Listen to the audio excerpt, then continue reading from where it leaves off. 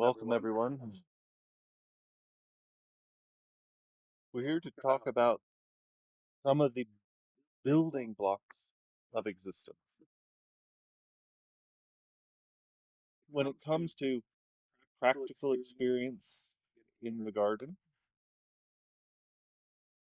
we have to begin with what we can see, taste, and feel, even though what we can see is actually the last thing that is produced. It's a difficult thing to imagine, but if you look at wood, it's a bit easier to imagine because what is finally solidified is only solidified out of what was formerly invisible, dynamic, flowing. In the human being, the same is true of our nails and skin and teeth. They used to be in the flowing part of us and only solidified out of that. But we have to begin with the physical and the sense perceptible before we can get beyond that. If you consider a fruit, first part that is obvious is the color, the texture, the skin. And yet the part that we value is hidden from immediate perception. It's behind the surface. But if we want not just to look at the fruit and not just to eat the fruit, but also to grow another one, we have to get beyond the immediate appearance, beyond the part of it that is immediately useful to us, the fruit, beyond, and then to the seed itself. And if we want to study the dynamics of life itself that's hidden in the seed, that's another depth, another layer beyond immediate perception. One of the essential things about biodynamic agriculture is that appearances are not illusions. That the fruit appears a certain way and it has a meaning to communicate. The task is to look at nature more as iconography than Maya. Each phenomenon, each living phenomenon, is a window or a portal through which we can see the expression of the formative world that finally materializes. That there is a meaning to the color of something that is sulfurous and to something that has a particular color in the fruit. When we begin on the farm, practically speaking, we begin with the dirt itself. And if the earth is tired, deadened, it has become hard. When we first started farming, the soil was completely compact. During the summer, even the weeds would not stay green. So when we begin with the soil, because we have to think about what happens if you leave the dead mineral world to itself. Because if you take any soil sample and even if you just vibrate it gently, it settles and compacts.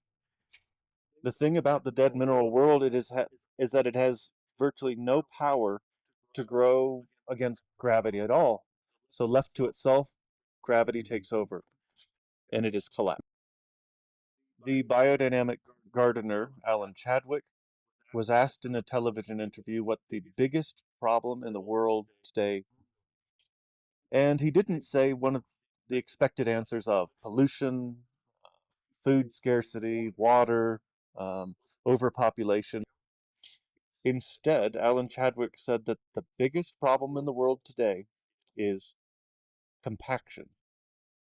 When the soil is compacted, air can't get in there, and when air can't communicate into the roots are stunted, and they cannot access the nutrition that they need.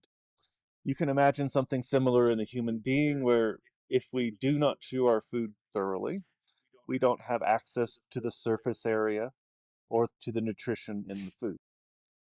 That there's a similarity to constipation in animal and compaction in the soil. So a paradoxical first step that is necessary for no-till farming is that you must deep rip in the soil. You must open it up in a mechanical way so that it can breathe again. In principle, no-till is a nice idea. Permaculture is a nice idea. But if you have soil that has been abused, it must first be loosened. There are multiple techniques for this, but a tool for a gardener is a broad fork. For a farmer, it would be a deep ripper or a subsoiler. But the task is that it must first be broken open. The solidified, ossified habits of the past must be brought into the air. And this can be a controversial point because the idea of minimal disturbance is these days championed as the ideal. Plowing is understood to be a violent act, and it is when the earth is not ready. But when the earth is ready, it is a marriage of heaven and earth. When the earth is not ready, it's a but when the earth is in the suitable condition, it is actually a generator of fertility. When you go back to the origin of the plow and how it was used, some of the oldest iterations of the plow were not made out of common materials, but were rather made out of precious metals like gold or silver. Dr. Ehrenfried Pfeiffer talks about this in his book, The Earth's Face. And these ancient plows were used originally exclusively on holy temple sites as a ritual that was cultivating fertility on earth. And these old plows were used like altars over which newlyweds would be married. That would be where the sacrament would be consecrated, married over the plow. So rather than in front of a temple at a church at an earlier time, it was over the plow. So eventually we do have to think about not just the physical process of opening the earth so that it's receptive, but also remineralization. But the most vital aspect of working with this earth element is that air must be brought into it, the opposite element. And that when we open the earth so that what is much deeper can rise to the surface and the air can reach down into the depths, we create conditions of heightened upward drive, of levity, which has this kind of volcanic tendency, which helps with greater production, the drive for life, and greater vitality in food. And it may only be once a year, but what is split apart comes back together again and is broken apart again. So we're all familiar that the leaves of plants breathe in carbon dioxide, breathe out oxygen. And yet the roots of plants inhale oxygen. And this is why, if the earth is not properly loosened, properly breathable, everything else about the plant is stunted. In the human organism, you might imagine that it would be like if the brain were stifled during development. It harms not just the head, but the expression of the whole organism. So this is why every year for annual plants, precisely because they are annuals, the soil must be opened at least once a year.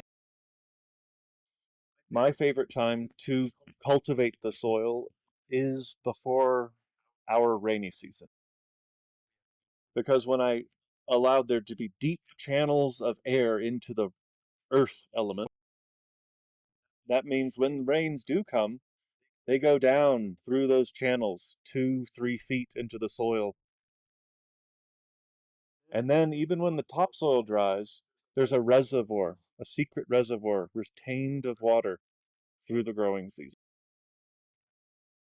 When it comes to perennial plants, like the trees around us, that's much more difficult. But that is why when first establishing grapes or an orchard, you must make a much bigger hole than you imagine you need. We know someone on the Eastern Shore near where we live whose grandfather wrote a book on creating orchards. And while this is not something I can recommend, he fully understood the problem of compaction. And he has a diagram in his book of how to fix that. His solution is to drill down 6 feet into the ground and to use dynamite. Yeah. Yeah, dynamite's for organic gardening. Because when there is an explosion deep in the subsoil, the soil heaves. It doesn't blast out. It just... Now, farming is already a dangerous profession, so I don't recommend it. Well, can you repeat that, man? Farming is already dangerous. But that is what a subsoiler does. When you use a subsoiler, you do it when the soil is dry. The reason is that if you do it when the soil is wet, it smears. It comes closed off. It becomes like terracotta. And then you just have channels and then solidified, impermeable walls. You never want to use a subsoiler when it's wet. With broadfork, it's a little different because it's gentler. But it depends on the soil. Some, if it's a heavy, sticky clay, very careful. If you have a sandy loam, it's much more forgiving. But when you use a subsoiler when it's dry, the metal shanks underneath hit these hard parts and explode them like dynamite. And we use a subsoiler. The shanks are 26 inches. So it creates very narrow shanks on the surface so air can go in and water. But I can put the cows out the same day because it doesn't disturb the sod of grass. The idea is to explode these hard clods under the soil so that there's light, fluffy, airy soil under the roots of grass. And this again is because roots of plants need oxygen. Now, there are certain elements on the periodic table that are more important than others. Chief among those is going to be your pH, whether it's acid or alkaline. There's a book by Steve Solomon, The Intelligent Gardener. And in that he says, if you get your calcium-magnesium balance right, your soil develops an integrity, but a fluffiness that, in his words, you should be able to drive your truck over your garden beds with no compaction. So balancing pH is not just about getting your plants the right nutrition. It's also about maintaining the tilth, the airiness, the structure of the soil. So if you did nothing but get your calcium-magnesium ratio balanced, particularly according to the work of Dr. William Albrecht, you've done most of the work in terms of mineral balance. And that may seem simple, but when that's balanced, nutrients are available when they need to be, structure is improved, and all of your plants develop better. Another key limiting factor is phosphorus. Because if a plant does not have phosphorus, it will sit there for 5 to 6 years and do nothing. In English, we use the term, we call it languishing. They'll just be there like they're tired. They have no motivation.